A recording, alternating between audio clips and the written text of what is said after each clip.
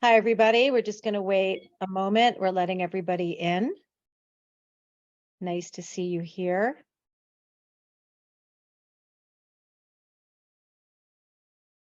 And we are recording this, so there are many people who have signed up who are not here. They'll be getting, everyone who signed up will be getting a link, so you'll be able to have the recording after the fact. And we're going to let people keep coming in. I'm going to start at about 12:01. That should give us enough time to let everybody in the room.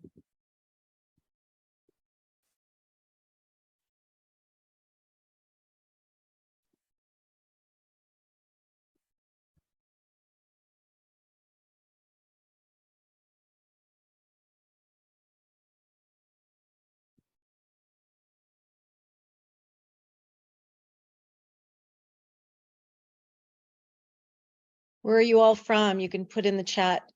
We'd love to see where everyone's joining from. That's always kind of fun. Robin and I and Colleen are all here in the Northeast US. It's a beautiful day here today. So thank you for people who are inside with us. Florida. Hi, Carrie.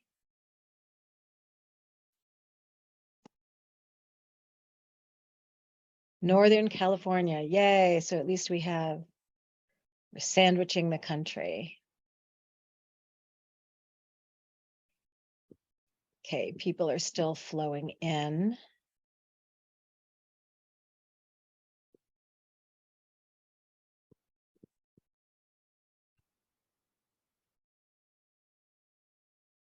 Okay, it's 12:01, so I'm just going to do a slow rolling start here. I'm Dédé Wilson of FODMAP Everyday, and I'm thrilled that you're here. We've been doing more and more webinars. Most of them have been geared towards lay people, and we love when we can also help the dietitians with our team of dietitians. You guys are on the front lines of helping everybody with their digestive woes, and that's really important to us, of course. So here we are. We're here with Colleen Webb today. This is Managing Clients with IBS and IBD, Effective Strategies for Dietitians. Now, you in the emails you've received and in some emails you will receive after the fact as well, you will also get information on Colleen's course, which is the ultimate online education for dietitians treating IBD patients. So we hope you take a good look at that. It's a fantastic course. There are 10, it's been approved for 10 continuing education points, so well worth your time. And Colleen has been instrumental in bringing content to FODMAP every day, all kinds of content, but specifically that focuses on IBD and also where IBD and IBS meet, that overlap. So this webinar it made perfect sense, plus it dovetails with the debut of her course. So I'm going to be turning it over to Colleen in just a moment. And the last housekeeping bit is in the chat function. Feel free to post questions as they occur to you. Robin and I will be keeping track of that, and we're going to leave a little bit of time at the end of the presentation to address the questions, and we do hope to get to all of them. And if we don't, we're working out a way to address them after the fact. So with no further ado, I'd like to introduce you, or maybe you guys all know, Colleen Webb, MS-RDN. She is our fearless leader today. Welcome, Colleen, and I'm just going to hand it over to you. Excellent. Thank you, Dédé, and a big thanks to Robin, too, for inviting me to present today's webinar. And also just a huge thank you for being such champions for dietitians. It really means a lot to all of us. So welcome, everyone. Today's presentation is on managing patients with IBS and IBD, effective strategies for dietitians. I am a dietitian. Yes, this is geared towards dietitians, but at the same time, this is relevant information for other healthcare providers as well as patients. Okay, so here is our agenda. I'm going to be moving through some of these topics fairly quickly. I suspect that some of it will be review, but again, please, ask questions at the end. You'll also have my email. You can always email me with follow-up questions, and it will be recorded if you need to revisit any of the slides. So first thing I really want to do is I just want to start off and make sure that we're all on the same page with inflammatory bowel disease and irritable bowel syndrome. So IBD, IBS, not to be confused with one another, although it happens all the time. There's also I frequently hear irritable bowel disease. No, it's IBD and IBS, inflammatory bowel disease, irritable bowel syndrome. So let's start with IBD. So IBD is a chronic, systemic, relapsing, immune-mediated inflammation of the gastrointestinal tract. So chronic means lifelong, systemic means the inflammation can really occur anywhere in the body. Relapsing, there are periods of flares, so active inflammation, and remission when the disease is inactive, and then immune-mediated, so the inflammation results from the activity of the immune system. And there are two major types of IBD. There's ulcerative colitis and there's Crohn's disease. So with ulcerative colitis, that is limited to the colon or the large intestine. It always involves the rectum, and then the inflammation can occur continuously from the rectum throughout the rest of the colon. Crohn's disease, on the other hand, that can affect anywhere from the mouth to the very bottom. And that is patchy or segmental in nature, so the inflammation can occur anywhere. And on top of that, it is transmural. So because it's transmural, that means that it can actually impact multiple layers of the intestinal tract. So that can end up resulting in various complications. Most patients with Crohn's are initially going to present with intestinal inflammation, but then over time, their disease can actually evolve into fistulizing Crohn's, where there's these abnormal tunnels or fistulas in between two organs, or obstructive Crohn's. And with obstructive Crohn's, that can actually, as you can see from that image, can cause narrowing or stricturing of the gastrointestinal tract. And obviously dietitians play a real key role here because we need to help educate our patients to make sure that food is going to be able to travel throughout that narrowed area. That narrowing can be because of active disease, but it also can be even when our patients are in remission if it's from scar tissue. So keep that in mind, even when we're talking about inactive IBD, if they do have stricturing or obstructive Crohn's, it's something that we still may need to keep in mind. Outside of knowing what type of Crohn's our patient has, we want to really know where along the GI tract, because that is going to determine what nutrients they may have difficulty absorbing, and also where what symptoms are going to be present. So inflammatory bowel disease affects over 3 million adults in the United States, millions more worldwide. About 70,000 people are diagnosed with IBD each year in the United States. And what's really staggering is if you look at this graphic, you'll see how the incidence and the prevalence have skyrocketed over the last few decades. And this has been primarily in developed nations. So these regional variations imply that there is something environmental. This is not just the result of better diagnostic tools and certainly not the result of genetics. So diet, of course, is one of these potential environmental factors. But what really causes IBD? And that's the million-dollar question. We don't know. We don't know exactly what causes it. We know that it is a combination, or we suspect it's a combination of having, certainly being genetically predisposed. You have to carry a gene if you're going to get inflammatory bowel disease. Environmental factor, again, perhaps diet amongst other things, and then an inappropriate immune system response. So one of my favorite quotes is, genetics loads the gun, but environment pulls the trigger. So here you'll see just some of the common GI signs and symptoms in patients with IBD. There is some overlap between Crohn's and ulcerative colitis, but certainly with Crohn's, abdominal pain, distension, bloating, cramping, frequently irregular bowel movements, usually diarrhea, sometimes constipation, and then patients may have obstructive symptoms as well, like nausea, vomiting. With ulcerative colitis, also typically diarrhea, but again, sometimes constipation. The diarrhea can be bloody. So the more diarrhea, the more blood, the more severe the disease. Also, this real significant fecal urgency. Tenesmus is an annoying symptom where somebody feels like they have to go to the bathroom and they can't necessarily go to the bathroom because of active inflammation. And not always actually because of active inflammation, because the nerve cells can continue to be impacted. So tenesmus is a symptom that even can occur during inactive disease. Abdominal pain, cramping, and excessive flatulence. Now, if you're working with IBS patients, you'll see that some of these symptoms are the same. And so we can manage both with diet. Let's look at some of the extraintestinal complications. So remember, inflammatory bowel disease is a systemic condition. So patients will present with symptoms and inflammation outside of the gut. So there might be inflammation of the skin, the mouth, the eyes, and other complications as well. These occur with IBD. These do not occur with irritable bowel syndrome. So how do doctors diagnose inflammatory bowel disease? Well, they have different methods, and usually they employ all of these. So there's inflammatory markers looking for general inflammation like CRP or ESR. They might look for micronutrient deficiencies, autoimmune markers, stool tests also for inflammatory markers, maybe blood or fat in the stool, and then endoscopy with biopsy to confirm inflammation, and imaging, which really helps provide more information about the extent of inflammation, as well as perhaps the presence of narrowing strictures or bowel obstruction. Okay, so let's now talk about irritable bowel syndrome, or IBS. So IBS is a disorder of the gut-brain interaction. It is one of many disorders of the gut-brain interaction, and IBS specifically affects around 10 to 15% of the US population. And like the other disorders of the gut-brain interaction, we don't know exactly what causes IBS, but it seems to be related to any combination of the following. So motility disturbance, where maybe the bowels are moving too much or too often, or not enough or often enough.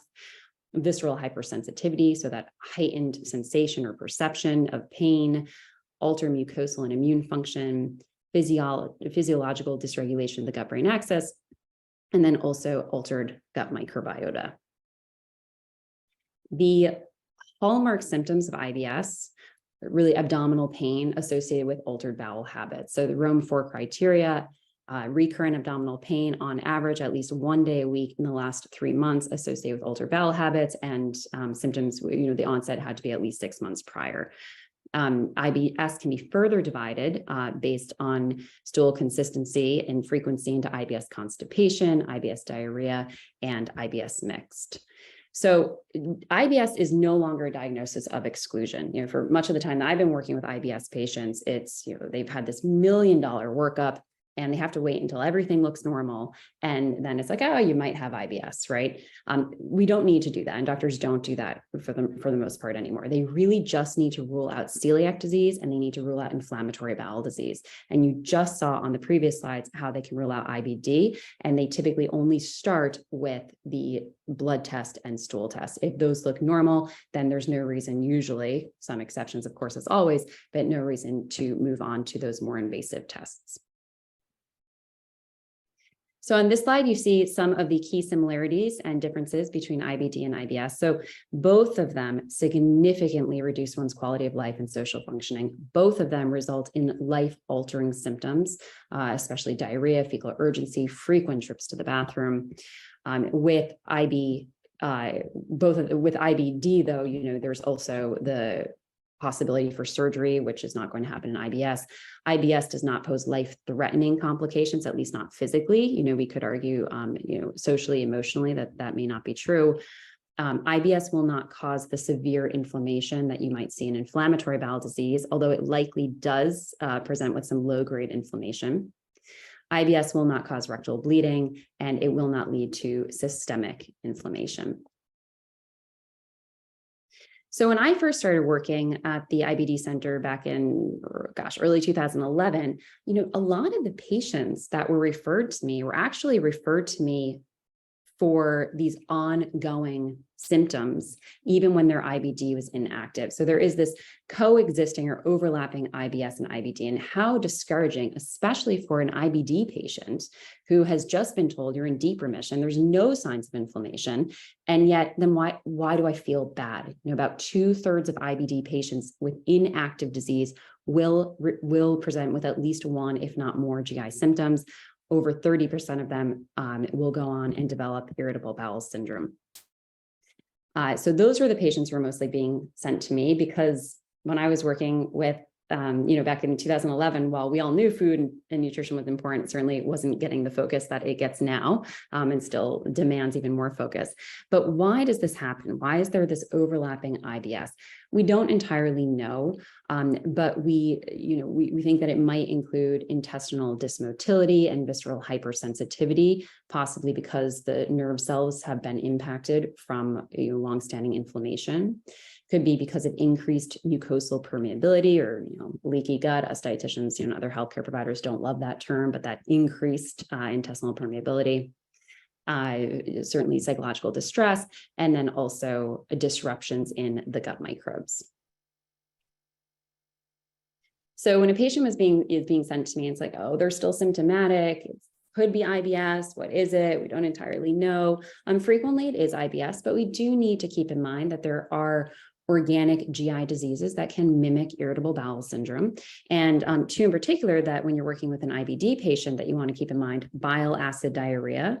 Bile acid diarrhea is more common in the Crohn's patient who has had ileal involvement, especially if they've had any removal of their ileum.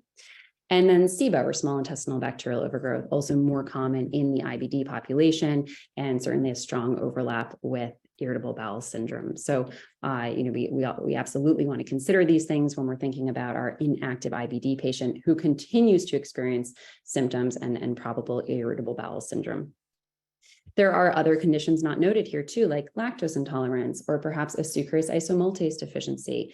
These are things that us as dietitians, we really help the patients and the doctors figure out. So while we don't diagnose, it is, frequently our conversations and our observations that help point the patient down the right track to get the appropriate diagnosis. So when I'm working with patients with inflammatory bowel disease, we're going to start with that, but certainly many of them have IBS. Their goals vary. Not every patient who comes to see me has the same goal, but generally their goals are going to fall into one of these 4 categories. So they may want to use food and nutrition to reduce inflammation, or in our case of inactive IBD with IBS, they may want to use food to prolong remission. Frequently, they want to manage symptoms, and that's very important for your patient with inactive IBD with overlapping irritable bowel syndrome.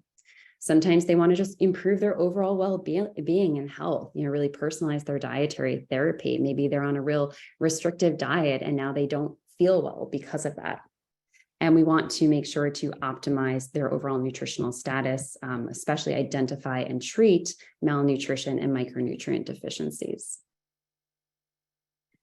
So our patients especially our IBD patients, are at risk for malnutrition for a variety of reasons. Malnutrition is very serious in the IBD population. It's a risk factor for prolonged disease activity, delayed wound healing, longer hospitalizations.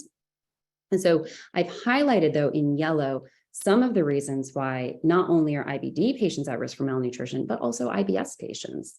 This disordered eating and fear of food that can come from any sort of a GI condition that leads to these restrictive diets. And those really go back and work fear of food causing the restricted diet causing the fear of food. These things also lead to poor dietary intake. Also, medications for a variety of reasons could cause symptoms. The symptoms also can reduce dietary intake, and severe cases of SIBO, again, both common in IBS and IBD, leading to maldigestion or malabsorption. So on these next 2 slides, I'm sharing some of the more common nutrient deficiencies to consider when working with your IBD patients. I won't go through all of these, but I want to call out a few things. So 1, vitamin B12 deficiency.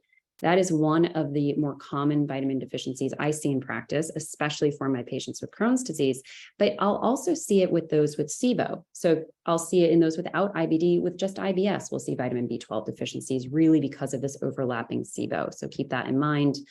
Vitamin B6, vitamin C. I think people are sometimes surprised to see that vitamin C deficiency is still a problem, but it's a problem, especially amongst our GI patients, IBD in particular, because one of the most common pieces of advice that they get from healthcare providers is to avoid all fresh fruits and veggies. So they get rid of the fresh fruits and vegetables. Maybe they're also scared of FODMAPs. And now they're just not really eating much vitamin C. Calcium, osteoporosis is a big problem in the IBD population. And then vitamin D, nearly everybody with IBD at some point is going to be vitamin D deficient. And what's really interesting for those of you who are also working with those IBS patients is that vitamin D supplementation has actually been shown to alleviate IBS symptoms, abdominal pain, distension, overall GI symptoms, and improve quality of life in our IBS patients compared to healthy controls and placebo. So really want to be monitoring and replacing repleting vitamin D when able. Some other common nutrient deficiencies: folate, iron, magnesium, and zinc. What I want to add here too, when we think about our IBD patient with coexisting irritable bowel syndrome, is that these vitamins, baseline dietary intakes of these vitamins are actually already lower in just our IBS patients compared to dietary reference intakes. So we want to be sure to monitor, and this is not just monitoring during active flares. This is monitoring for just your IBS patients and also your IBD patients, whether they are flaring or not, and then certainly those who have coexisting disease.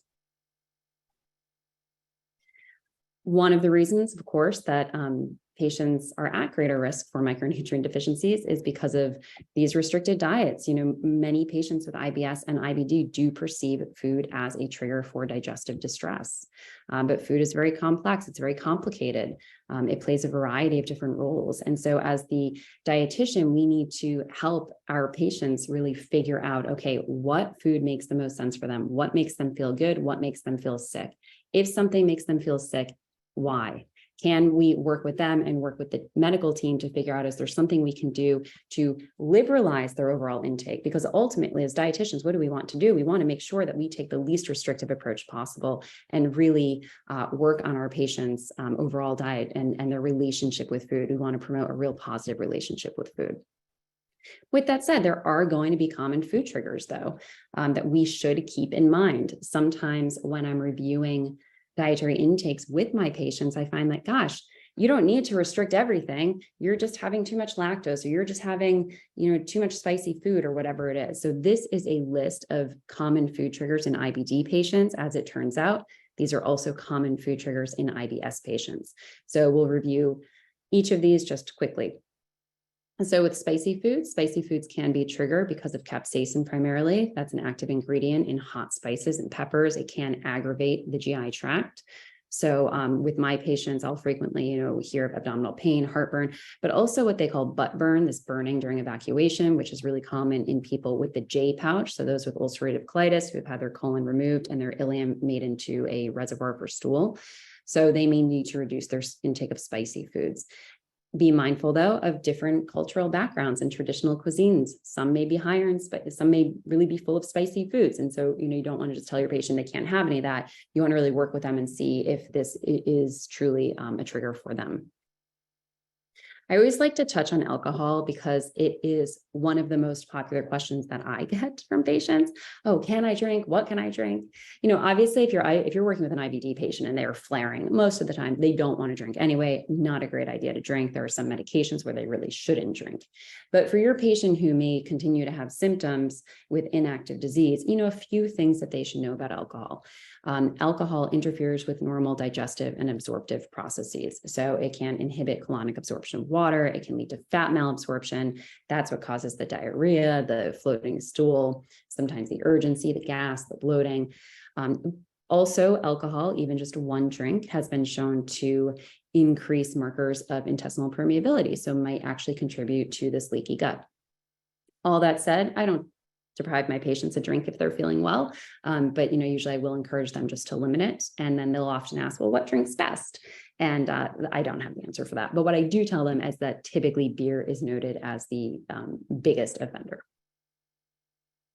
With coffee, both decaf and caffeinated, contains cholinergic acid that can be a stimulant because it stimulates the colonic activity and can worsen some symptoms. So if your patient continues to complain of diarrhea or urgency going to the bathroom, they may want to decrease their coffee intake. However, if you have a patient now who is complaining of constipation, they may want to have a cup of coffee in the morning before 10 a.m. and see if they can actually stimulate their bowels. Added sugars. This is really excessive amounts of added sugars. We all have a threshold for really how much we can tolerate. People with IBS, especially diarrhea, they typically are a little bit more vulnerable to excess sugar. And with my IBD patients, I really try to minimize intake of added sugar just for overall gut health. We do see diets that are high in sugar may actually negatively impact gut health, partly through disrupting the gut microbiota. Of course, when you look at some of the common food sources, you see things like Ensure and maybe Boost and Gatorade and all this stuff that your IBD patients are given in the hospital. So I really try to steer them away from that stuff and put them on things that are a little bit lower sugar. With that said, though, oh, by the way, I have noted here, I try to keep my patients to less than 25 grams of added sugar per day. You know, that you need to personalize for your patient. If your patient is consuming 200 grams of added sugar per day, which, by the way, happens, that's not out of the realm of possibility, then you may just need to cut it down to 100 or 50 or whatever it is and work towards your goal. But I do not recommend that our patients replace their sugar intake with artificial sweeteners. You know, not only can these aggravate some GI symptoms, but there is some research, albeit in animal studies, but still some research that shows that artificial sweeteners can negatively affect the gut microbiota and perhaps contribute to that increased intestinal permeability or leaky gut. With high-fat, greasy foods, you know, most of us, right? If we eat too much of this, we're not going to feel great, but especially those with IBD, IBS. Sometimes there's an exaggerated gastrocolic reflex. So when certain foods, especially high-fat foods, high roughage foods, too much volume, when that hits the stomach, the upper part of the small bowel, sends a message to the colon like, hey, we need to empty, you need to make room. And so frequently our patients, you know, they might be in the middle of a meal and they're running to the bathroom. Sometimes they just need to go ahead and eat foods that are a little bit less high in fat. Not to mention that just for prolonging inflammation, probably a good idea to decrease intake of these types of foods. Okay. So lactose. Lactose intolerance is more common in the IBD population. Most patients with IBD, if you're working with them, they've probably at some point eliminated dairy from their diet anyway, just to see if it makes them feel better. In my experience, there's really no reason to completely eliminate dairy, but sometimes we do need to stick with those lower lactose containing foods. And certainly if we take a low FODMAP approach, which we'll be talking about in a little bit, then we just inherently are going to do that.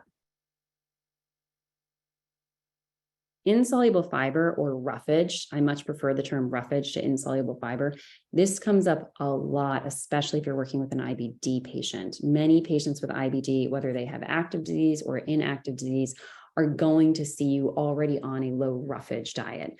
And sometimes it's taken to the extreme and it's just a low fiber diet where they're really not consuming any plant foods at all. But hopefully it's just a low roughage, meaning that they are avoiding foods that are really coarse in nature, you know, those large particles of food that no matter how well we chew them, we just can't break them down. So popcorn and thick skins and seeds and whole nuts and that sort of thing. So, you know, maybe your patient might be choosing cooked foods over raw foods or cornmeal versus popcorn. Now this is not to say that every IBD patient needs to be low roughage, because in many cases they don't. There's no evidence that roughage causes flares. However, a lot of them just feel better that way. And so we can work with them on having a little bit of a lower roughage diet. I want to call out foods rich in histamine too. There was one survey study that revealed that almost 60% of patients with irritable bowel syndrome actually identify histamine containing foods as triggers for their digestive distress. And histamine intolerance may actually be a little bit more common in people with inflammatory bowel disease, especially Crohn's disease of the small intestine. So let's say you put a patient on a low FODMAP diet, and you find that, okay, they start eating a lot more tomatoes and spinach and eggplant and aged cheeses because of their lower lactose, and now your patient's feeling worse. Well, maybe your patient actually is having a problem with the histamine containing foods. So again, this is just an example of how, as dietitians, when we work with our patients and we try out different interventions, we may actually be able to help uncover what's actually going on. It might not be irritable bowel syndrome after all. And then, of course, wheat and gluten. every one of my GI patients, I feel like at some point asks me about these. Research does not, at least human research, does not show an association between gluten and increased risk of developing inflammatory bowel disease. The most recent evidence-based guidelines for IBD says there's insufficient evidence to recommend restriction of wheat and gluten. With that said, patients, many of them do try a gluten-free diet, and those who do try it, about 2/3 of them feel better. There's also with IBD patients, about 1/3 of IBD patients have been shown to report a diagnosis of non-celiac gluten sensitivity or non-celiac wheat sensitivity. Whether this is really a problem with the gluten, who knows? It may actually more so be a problem with the fructans, which are FODMAPs. So let's go ahead and talk about FODMAPs. I'm not going to say too much about FODMAPs, honestly, because I think everybody here knows a lot about FODMAPs. And if you don't, then you should read through the FODMAP Everyday website and also check out some of the previous webinars. But here's what we'll review. So FODMAPs, obviously an acronym for fermentable oligodimonosaccharides and polyols. Your patient probably never, ever needs to know that. What they do need to know is that these are certain types of sugars and fibers that can worsen symptoms in some people with IBS because they're highly and rapidly fermented in the presence of bacteria, thereby causing more abdominal distension, bloating, and gas, and they can be poorly absorbed. So they draw water into the bowel. Again, that can cause more distension, more bloating, but also diarrhea.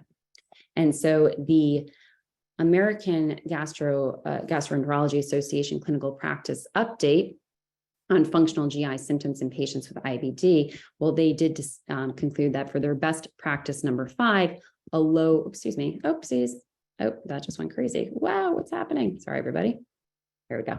A low FODMAP diet may be offered for management of functional GI symptoms in IBD with careful attention to nutritional adequacy. So keep those potential micronutrient deficiencies in mind.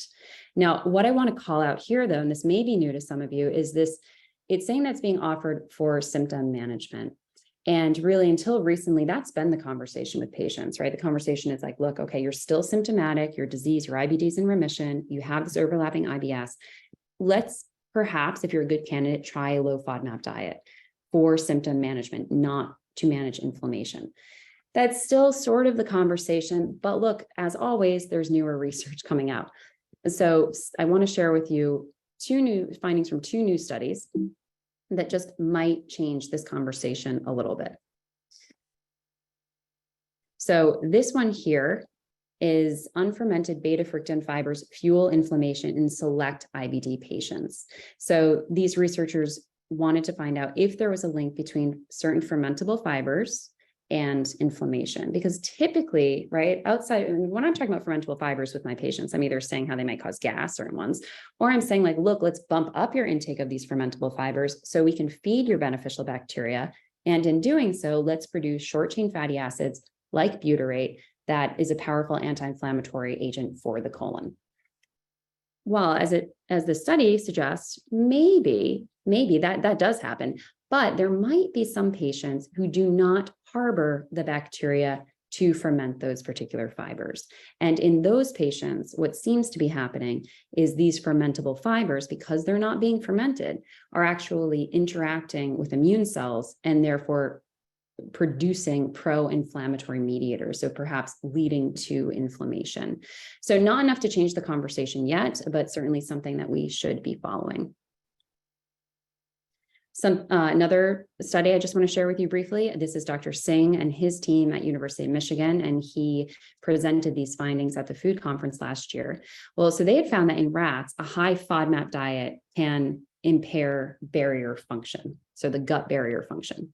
So then what they went on to do a human study with patients with irritable bowel syndrome, diarrhea predominant, and they found that in those patients, they put them on a low FODMAP diet, and for those who felt better on low FODMAPs, whose symptoms improved, there were also improvements in markers of intestinal permeability or gut barrier, which indicates the gut barrier function.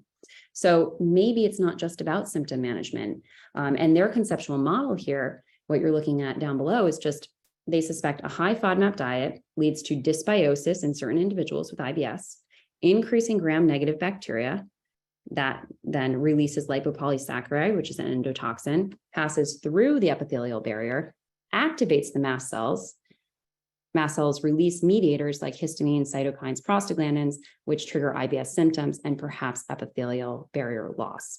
What's a very positive finding here, though, is that they only noted epithelial barrier loss in those who actually felt improvement on the diet. So there's no sense in putting somebody on a low FODMAP if they don't get better, if they don't feel better, then we don't suspect that it's doing anything for them. So let's say somebody though, all right, doctor says, all right, I've got this Crohn's patient in remission, but I want, I'm sending them to you because I want them on a low FODMAP diet. Well, we don't just go ahead and put patients on low FODMAP diets because we have a referral, right? We need to make sure that they are a good candidate for a low FODMAP diet. And so, you'll want to find out, are they interested? What are they currently eating? Does it even make sense to put them on a low FODMAP diet? Do they have an eating disorder? Are they at risk for an eating disorder? So these are all things you're going to want to continue to consider first, just like you would with any patient. These are some possible contraindications for low FODMAP. So you can see, of course, again, active eating disorder, malnutrition. So if you have a real malnourished IBD patient, probably not a good idea to do a low FODMAP diet, or perhaps we do a gentle low FODMAP diet. Oh.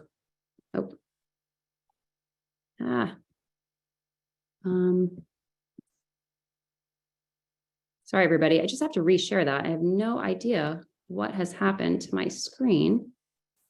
So give me one sec. Is there something we can help with? We could see it. You can? Yeah, we were still seeing it. Oh, I was told that you couldn't see it anymore. Can you see it now? Well, I'm looking at you right now. Oh, are you looking at me? Okay. Well, I hope I'm smiling. Let's see here. We cannot. Okay, can you see it now? There we go. Yep. Yes. Yeah. Okay. Yep. Sorry about that. A little glitch. Keep going. So there are some patients who you don't do anything therapy for, right? Like those with an eating disorder, we're not going to restrict their diet. We're going to consider perhaps a non-dietary intervention. There are others who you might consider a FODMAP gentle. And that often is appropriate for the patient with inactive IBD. So I do just want to share what that looks like.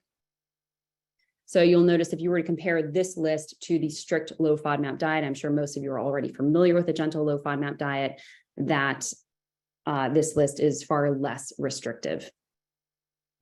By the way, just so you have these are some practical questions to screen for possible eating disorder. There's no validated questionnaire in the GI population at this time. I expect we'll see one soon, but just consider these questions. And I had an interesting case a couple of weeks ago where I was working with this patient with probable Crohn's disease. He's a dad of 2 kids, and he seems like he's got this overlapping IBS, and he's eating a lot of FODMAPs.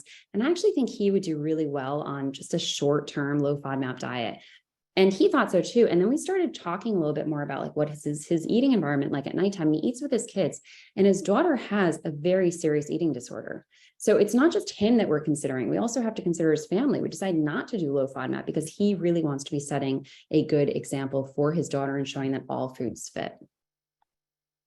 But let's say you do identify a candidate. And yes, this person, even with their inactive IBD, with this overlapping IBS, they're a great candidate for a low FODMAP.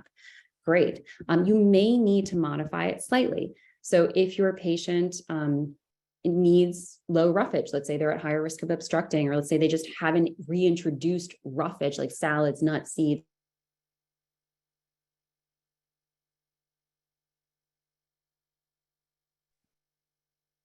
Okay. Peanut butter. There we go. Sorry, you froze for a moment. I thought I needed. Can you hear me? Yep, go ahead. Okay. You might take salads and make smoothies or soups, that sort of thing. So you may need to modify it for roughage. Keep in mind too, that of all the FODMAPs, research suggests that fructans are the most likely to worsen GI symptoms in the IBD population. I've also seen lactose as well. So I may actually make my own sort of gentle low FODMAP diet where we just go easy on some of those real fructan heavy hitters, reduce lactose, and then, see where we get with our patients.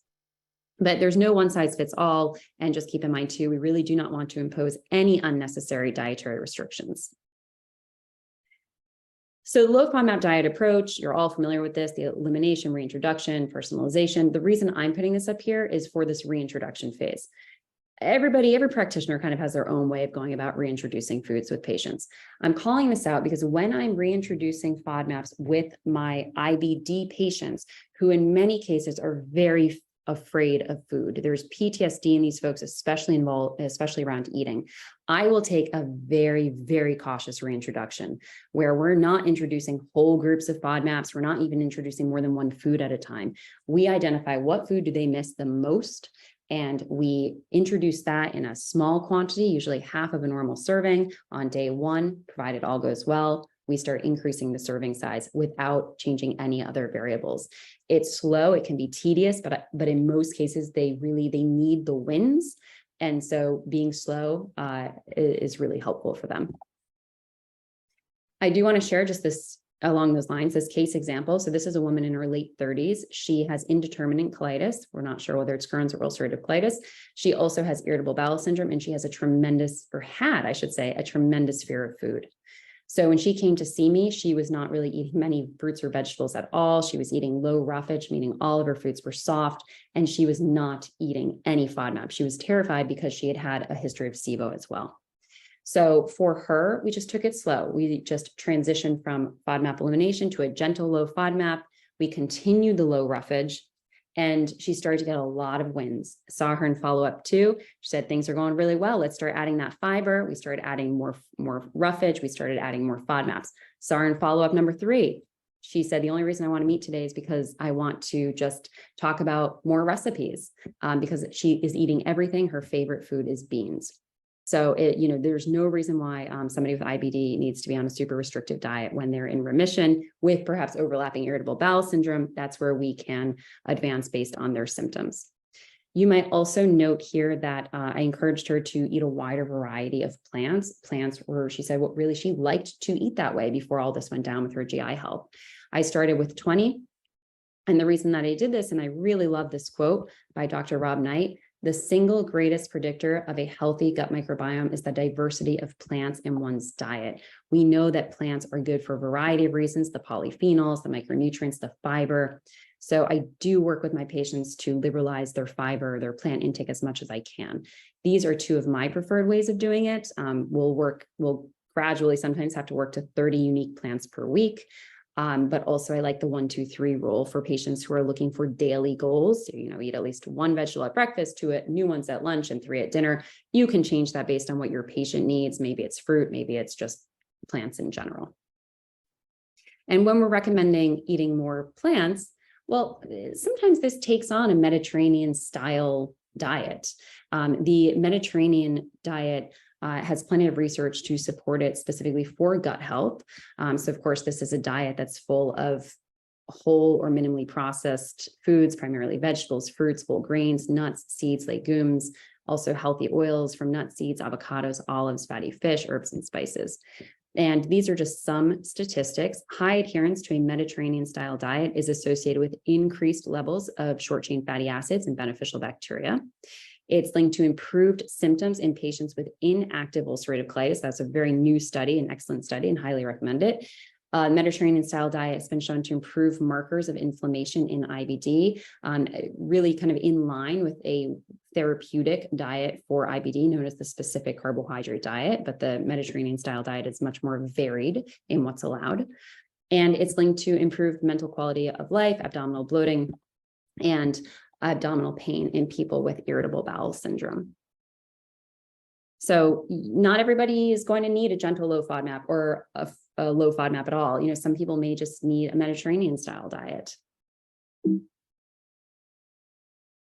I also just wanted to include here the NICE guidelines. So these are dietary guidelines for irritable bowel syndrome. You have them here. We won't go through each of them, but in many cases, they kind of just recap what we've talked about. And then also consider, non-dietary approaches. So other lifestyle interventions, other referrals. This could be in combination with dietary interventions, or consider those patients who really are not good candidates for dietary intervention. So, something that we just didn't have the time to talk too much about today is really focusing on eating behavior. I always tell my patients that how they eat is just as important as what they eat. And this is especially true for a patient who might be at risk for obstructing because of the narrowing of the GI tract with inflammatory bowel disease. Some patients might need regular meal times. Not everybody needs small, frequent meals. I know that's a frequent recommendation, but when we think of a patient who might suffer from constipation, small, frequent meals may not do the trick for them. They may need more medium-sized meals to activate that gastrocolic reflex.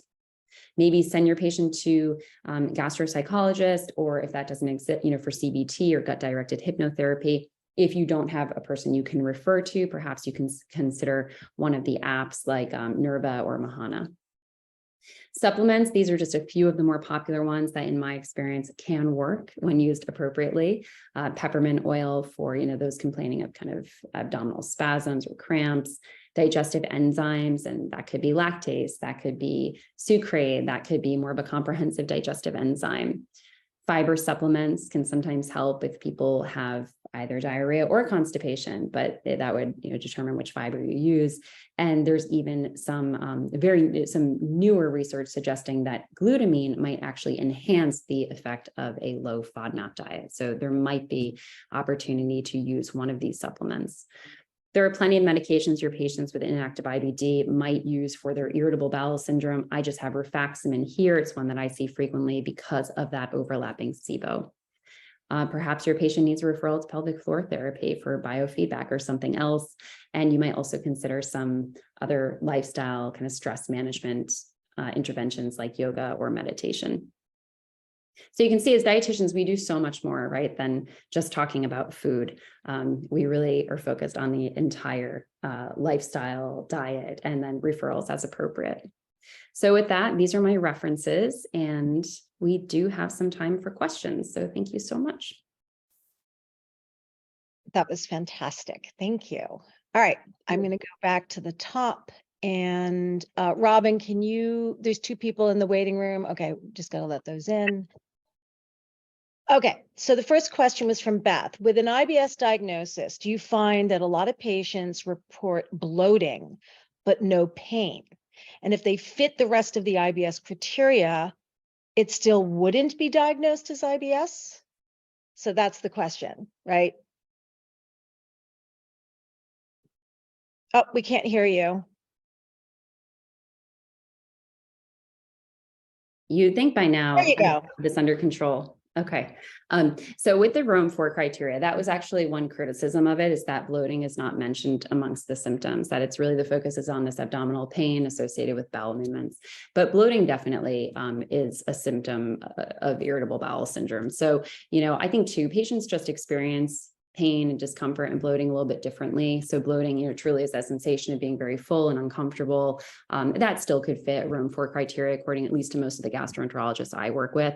They don't rule out IBS just because bloating is the only symptom.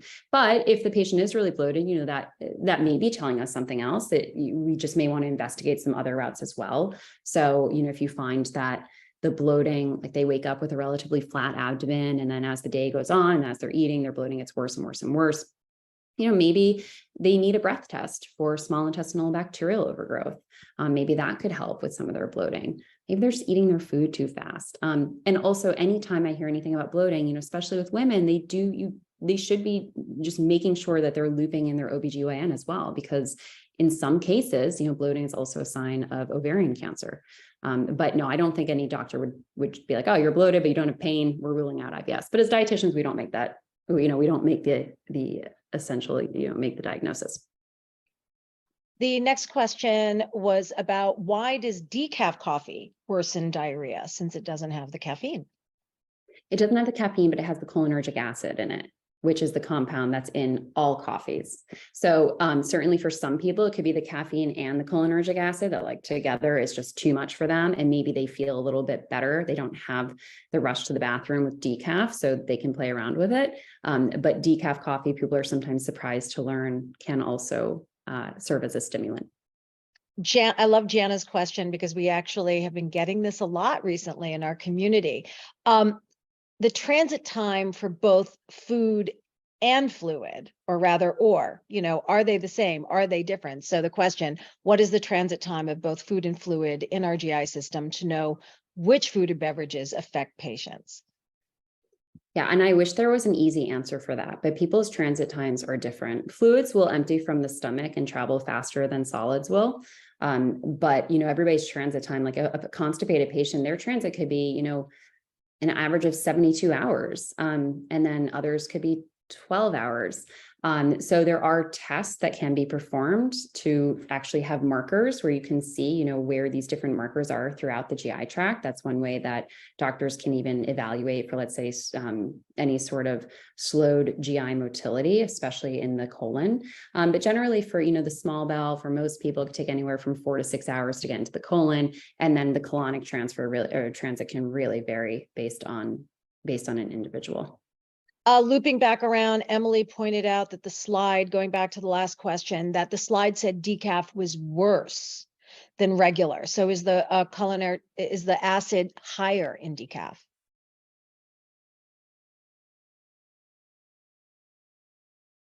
Oh.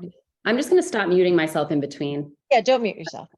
Yeah, no, I didn't recall putting that. I mean, in my experience, decaf is not necessarily worse than caffeinated.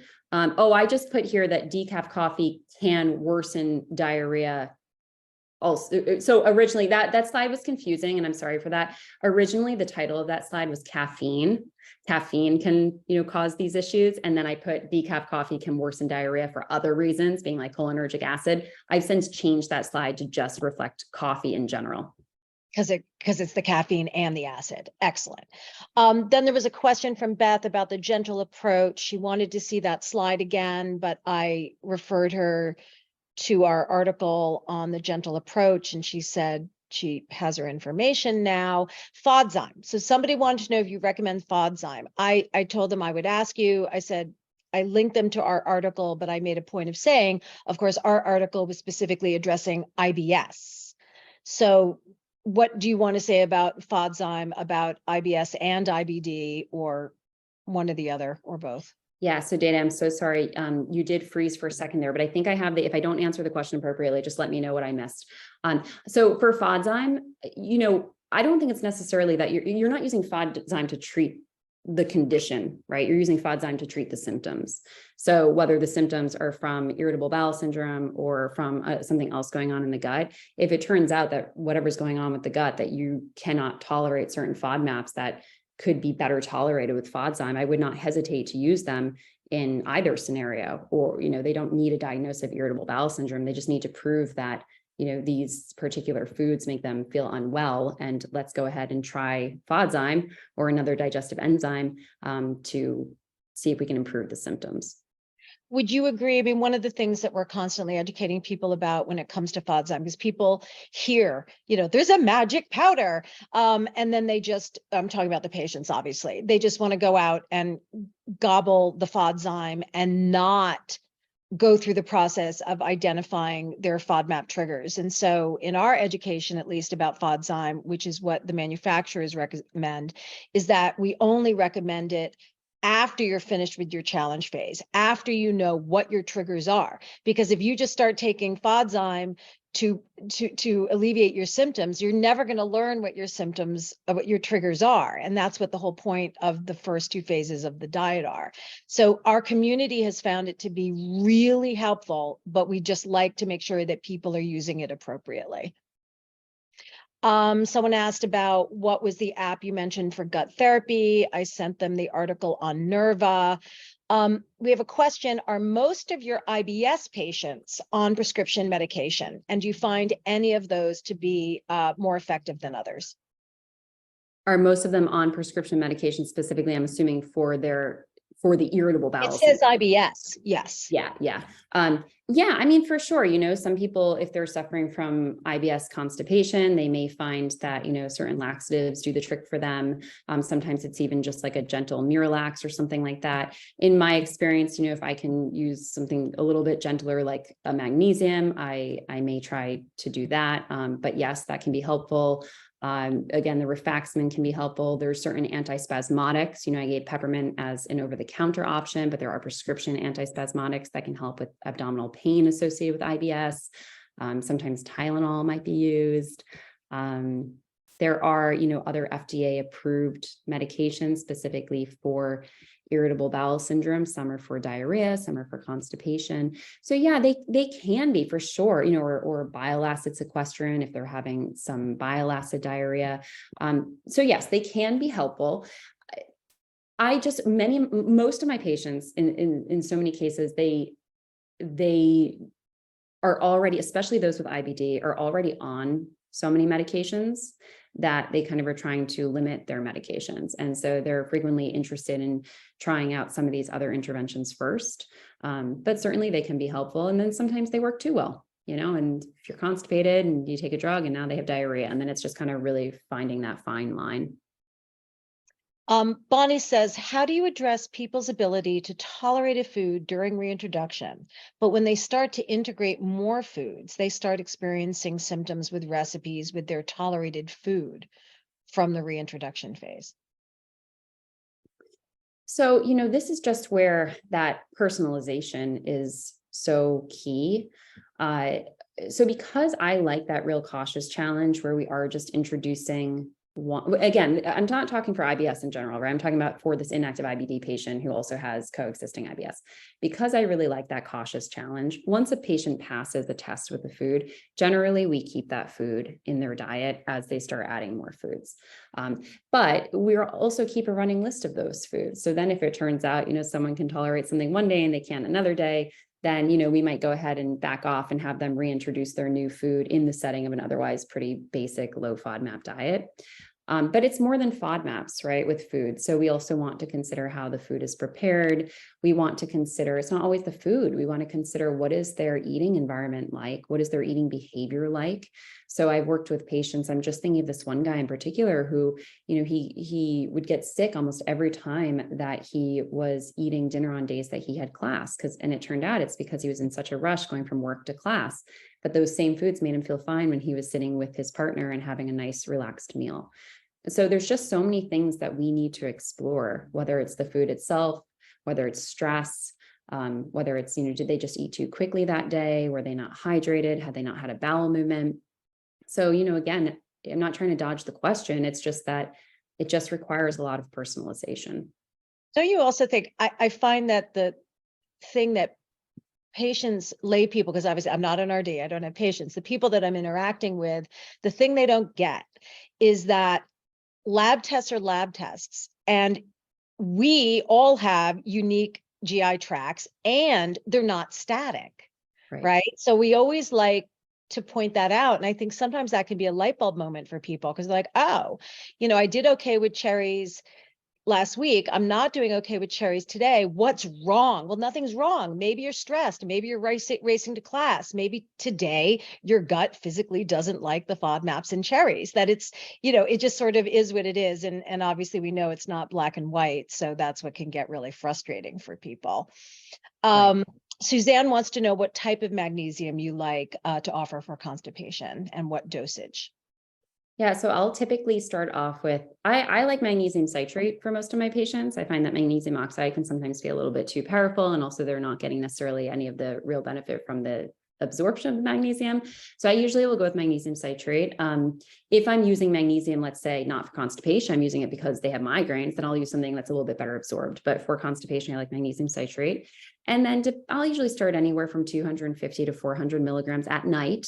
I like to use this to promote bowel movement in the morning. And if, have them do that for about 3 nights or so. If there's no improvement, then they can start bumping it up. Maybe they go from 250 to 500 or from 400 to 600, do that for another few nights, but do it all at once at nighttime. You don't want to have them separate the magnesium throughout the day. You're really trying to get get it all at one time. Again, I usually use it at night. They can use capsule, they can use powdered. I like powdered magnesium because then my patients can really titrate. And for my IBD patients who happen to be very sensitive to supplements, that way, like a quarter of a teaspoon might make a big difference for them. I have a question that was when you were talking about nutritional deficiencies with IBS. So one thing that I never hear about is doing any kind of lab testing to look at that. So Is there anything to be said about that? I mean, if there are vitamin deficiencies where supplements could actually help ameliorate symptoms, why are doctors not looking at that? Yeah, I mean, that's a great question. There are definitely labs that are just routine labs that we should probably have added and standardized, even just for primary care providers, outside of just kind of your CBC and your cholesterol, right? I mean, vitamin D, we've seen vitamin D is linked to increased symptoms within GI patients. So everybody should have vitamin D. Lots of folks are low in vitamin B12 because, again, there's for a variety of reasons, but especially with IBS, because if there is any small intestinal bacterial overgrowth, that can diminish B12. A lot of patients are low because they're not eating enough. We know baseline intake of some of these vitamins is lower. I think the problem with some of the labs is just they're not good, to be honest with you. So they don't tell us all that much. But certainly for us to get, a thorough iron status would be helpful. Some of the B vitamins, but why it's not done, I can't tell you. We know you're not responsible for the whole medical field.